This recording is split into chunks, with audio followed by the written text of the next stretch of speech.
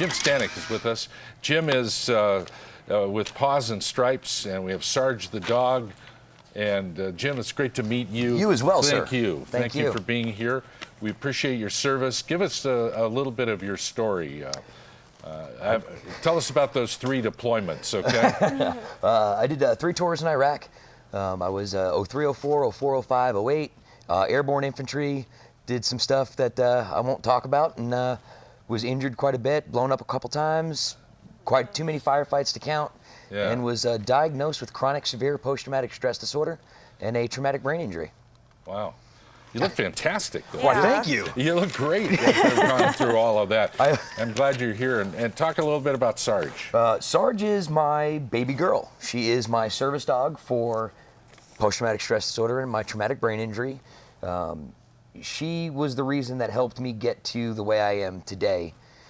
She's allowed me to get back out in public. She's allowed me to not feel so anxiety-ridden and like my life was in danger all of the time.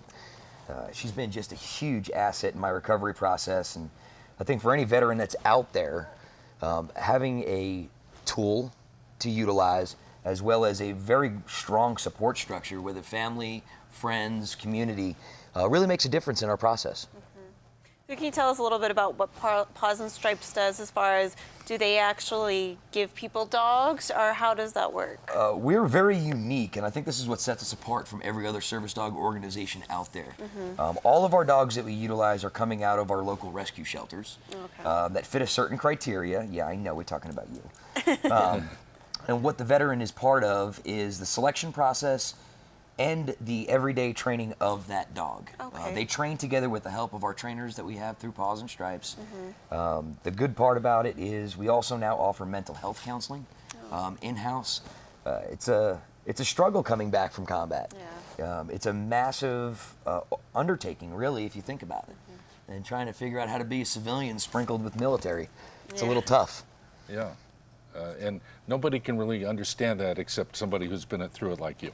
Yes, I believe that too, but I also believe that there are a lot of people out in this great country of ours, and especially in our great community, that want to see disabled veterans strive. Oh, you better believe it. They want to see them succeed. Sure. And that's why we're able to do this and not charge the veteran for any part of the program. These are no costs. None. Wow. They actually, I mean, I have to say this, they do have some responsibility. They got to buy dog food. Of course, yeah. Of course. But yeah, a minimum of $2,500. That's the veteran, the dog, all the equipment, initial stuff up front, and they train for a minimum of 6 months. Wow. It could go longer depending on the disabilities and so on and so forth, but our veterans have given enough, and it's, you know, they don't need to be given anymore. Yeah. We're showing some images here of some of the veterans and their dogs that they've gotten through the program, and I'm sure you know some of these guys. Oh, I know them all. And look at this lady. And as you can see, they're all different kind of breeds of dogs, but they can all be trained to do what Sarge does. Absolutely. You know, when it comes down to it, there's no such thing as a bad dog. It's a bad owner. And I really feel that if you give a dog an opportunity, especially out of a shelter, they're yearning for some love, and they're yearning to do something, much like a vet. We're yearning for some love, and we're trying to figure out how to give it. We're trying to figure out how to receive it, and we work together. Yeah. And I have a question. So a lot of times, like on the service dogs, they'll say, please do not touch me or something. Why is it that people can't just go and just pet their dog or the You know what? That's dog? a really good question. When it comes down to it, Sarge is trained like every other service dog for me, the specific individual with the disability.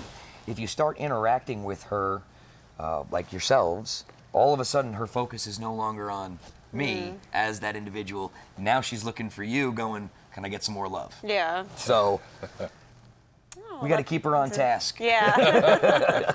That's great. Now, an event called Celebration of Heroes, June 29th at the Pyramid. Tell us a little bit about that, Jim. We are going to throw what we're calling the Celebration of Heroes. Right. It is an evening from 6 p.m. to midnight that we're going to get together. Our veteran service dog teams with their graduates.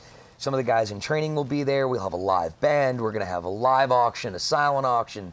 The whole idea behind this event is not to celebrate Paws and Stripes. It's to celebrate the guys that have gone through it. That's the most important part. You know, you see them when they walk in the door in the very beginning of training, and you see them when they come out at the end. They are different individuals. They're walking tall, they're proud, their shoulders are out. Yeah. And the dogs have got a little swagger, which is kind of cool. That's neat. So it's all about getting together. We're going to try to raise some money, but most importantly, have a good time and really just show appreciation to our veterans. And all the proceeds go to benefit Paws and Stripes. Stripes. There you go. Such a great What a pleasure to meet organization. you.